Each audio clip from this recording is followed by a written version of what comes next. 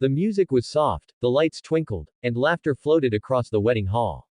But at the far corner of the room, Amelia Brooks, one of the most powerful CEOs in the city, sat quietly in her wheelchair, her hands folded neatly in her lap. Everyone knew her. Everyone admired her. Yet, in this moment of celebration, she felt invisible. Her friends were on the dance floor, her colleagues were clinking glasses, and the bride, her former assistant, was surrounded by joy.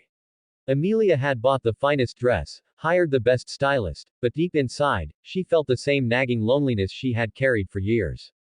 She watched couples spin, laughing and leaning into each other, and wondered if anyone would ever see her as more than a successful executive in a chair. Just then, a man walked in late, handsome but slightly disheveled, with a little girl clutching his hand. He looked around the crowded room, nervous, before leading the girl toward the refreshment table. Their eyes met for a brief second. Amelia smiled politely, then looked away.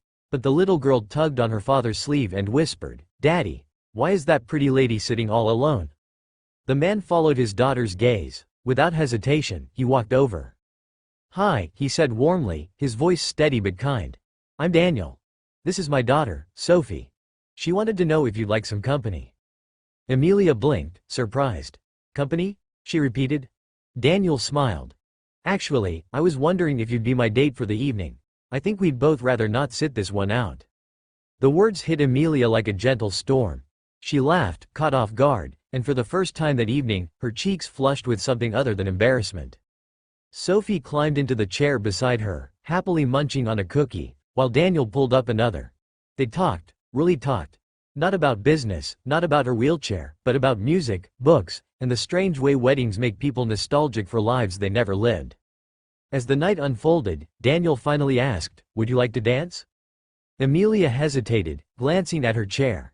He leaned closer, lowering his voice. "I don't mean the kind of dancing everyone else is doing. I mean, just moving with the music. Me, you, and Sophie if she insists on cutting in." The band played a slow tune. Daniel stood, gently resting a hand on hers, while Sophie twirled clumsily around them. Amelia closed her eyes, letting the rhythm wash over her.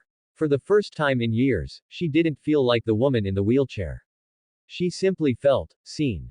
When the song ended, applause filled the hall, not for the bride or the groom this time, but for the unexpected trio in the corner who had created their own kind of dance.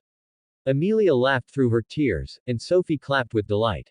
And as Daniel looked at her with quiet sincerity, Amelia realized that sometimes the most extraordinary moments come when you least expect them.